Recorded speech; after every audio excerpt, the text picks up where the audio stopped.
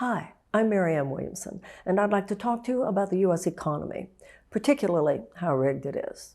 Let's begin with inflation and the cost of living. Inflationary periods come and go. It doesn't even matter who the president is. It's reasonable to assume there are going to be some periods of inflation. A lot of that, of course, is driven by this gargantuan level of corporate greed. There is no doubt about that. But the deeper level, even than that, is the fact that the majority of Americans cannot absorb a period of inflation. It's often said that America is too expensive for Americans. With 1 in 4 Americans living with medical debt, with a third of American workers living on less than $15 an hour, and half of those cannot find a place to live, when you have millions of Americans who are living in a constant state of economic anxiety, then you have a problem which is much bigger than inflation itself. You have a problem due to the fact that the U.S. economy now works in such a way that it is predicated on there being a permanent underclass. And what the traditional politician will do is say, hey, we'll help you survive it better. What I'm saying is, no, you shouldn't have to survive an unjust economy. The average American citizen should not be at the effect of an unjust economy. Remember, in the 1970s, the average American could still afford a house and a car and a yearly vacation and to send their kids to college. One parent working one job, that salary could support a family of 4. That was called the middle class.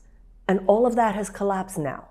Instead, over the last 50 years, we've experienced a $50 trillion transfer of wealth out of the hands of the 90% of Americans into the hands of 1%.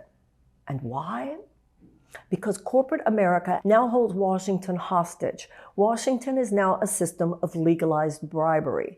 And over and over again, our leaders pass laws that make it easier for those who already have capital to get more and more difficult for everyone else to even survive.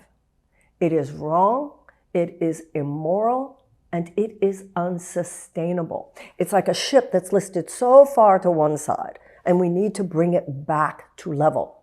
That is what my economic Bill of Rights will do. Universal health care, Medicare for all type plan, universal access to tuition-free college and tech school, subsidized child care, paid family leave, guaranteed affordable housing, and guaranteed living wage. All of those things are considered moderate positions in every other advanced democracy, but we have been trained to expect too little. Americans have been trained to just limit their political imaginations. And everybody's just in a funk, in a collective sense of hopelessness, because the system would have you believe that there's nothing that you can do to fix it. And who they say you could vote for is just somebody that you know is going to maintain and perpetuate the system as it is.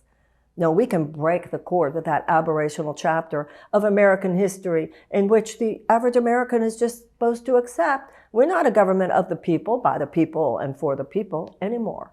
No, we're a government of the corporations, by the corporations, and for the corporations. And the best that a traditional politician will tell you these days is, we'll do what we can to make it more survivable. No. I'm not here to maintain and perpetuate that system. I'm here with you to disrupt that system wisely and responsibly. We need an economic U-turn. We need to turn the ship around. And when I'm president, that's exactly what we will do.